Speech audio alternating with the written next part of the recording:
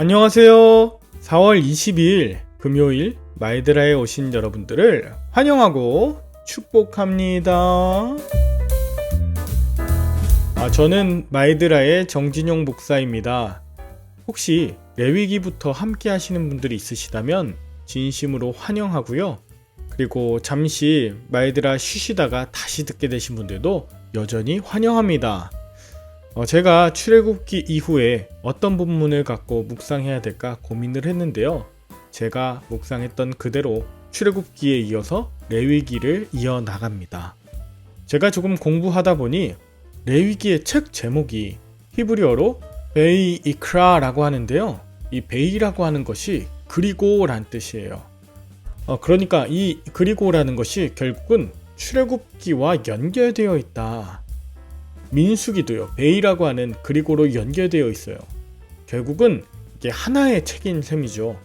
언젠가 기회가 되면 자세하게 말씀드리겠지만 원래 히브리 성경에는 우리가 지금 보는 것과 달리 책의 제목이나 구절은 없는 그저 커다란 두루마리들이었어요.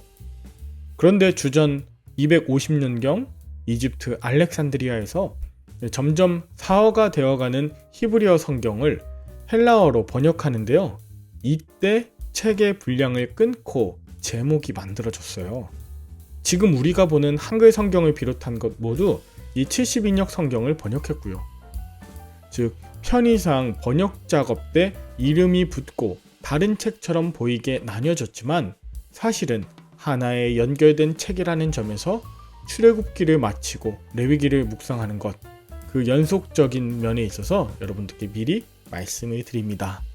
자, 책 소개가 다소 길었지만 오늘부터 레위기에 대해 힘차게 마이드라를 시작해 보도록 하겠습니다. 자, 출발! 오늘은 레위기 1장입니다. 오늘 내용 중에 중요하게 묵상한 부분에 대해서 나누겠는데요.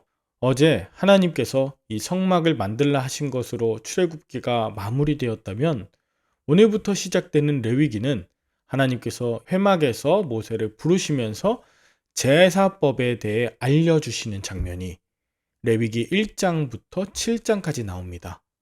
미리 말씀드리면 제사법은 총 5가지인데요. 먼저 오늘 본문 1장에 나오는 제사는 번제입니다. 번제는 희생제물을 완전하게 불에 태워 그 냄새를 하나님께 피워 올리는 제사로 흠이 없는 수컷을 골라 전체를 다 태워드리는 특징이 있습니다. 하나도 남김없이 모두 태워 바치기 때문에 번제는 온전한 헌신이라는 의미가 있습니다. 이 번제에서 제가 정말 중요하게 여기는 단어가 2가지가 있는데요. 먼저 하나는 데려온 짐승에게 안수한다고 하는 이 사막 야도우라고 하는 단어입니다.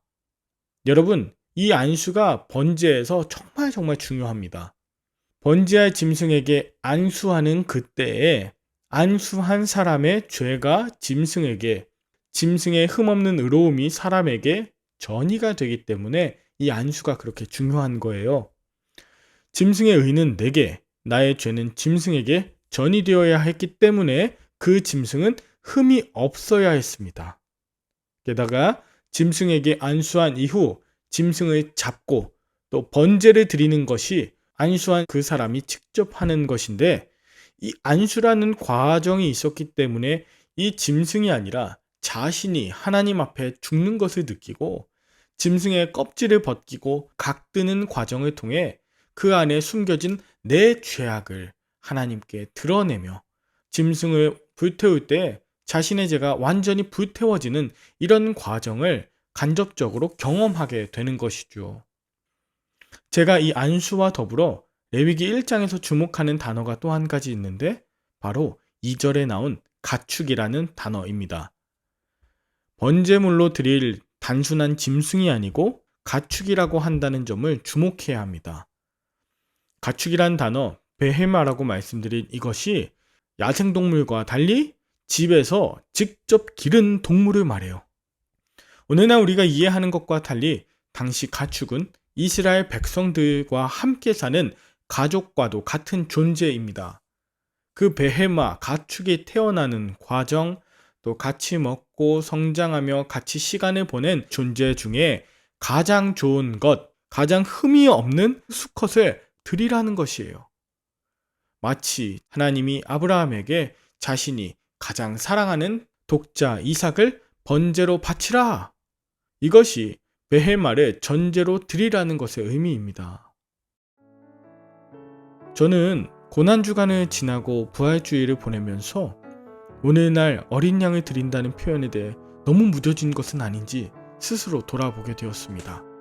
여러분도 혹시 나의 죄 때문에 흠없는 어린 양을 대신 제물로 삼는 일에 아무런 양심의 가책을 느끼지 못하는 것은 아닌지, 더 나아가 예수님이 나의 죄 때문에 십자가에 달리신 어린 양이라고 하는데 별 감흥이 없어진 것은 아닌가요? 그렇다면 내가 죄를 지었고 하나님 앞에 나아갈 때 사랑하는 나의 가족이나 집에서 키우는 반려동물, 그것이 내 죄 때문에 번제물로 드려져야 한다고 생각해 보십시오. 여러분 정신이 번쩍 들지 않나요? 베헤마, 그것을 직접 죽이고 가죽을 벗기고 각을 떠서 다 태우는 이런 과정을 담당해 본 자가 어찌 쉽게 거짓을 말하고 불법을 행하며 죄악 가운데 있을 수 있겠냐 이 말입니다.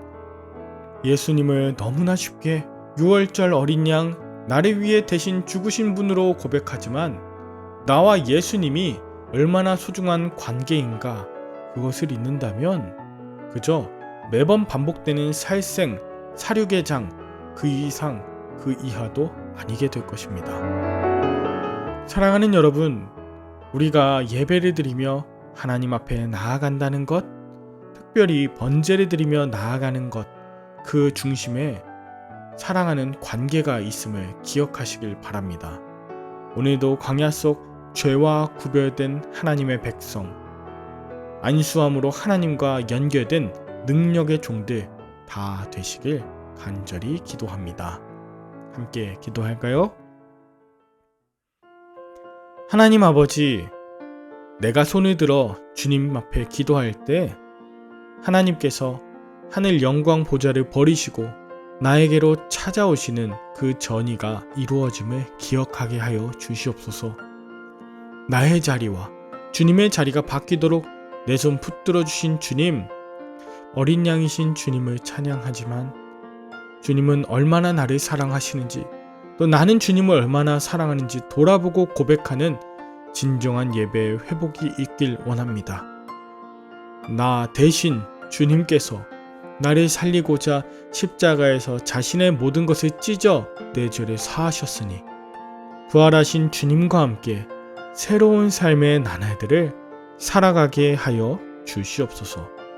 예수님의 이름으로 기도드립니다. 아멘. 오늘도 좋은 하루 되시길 바라며 저는 내일 다시 뵙도록 하겠습니다. 샬롬.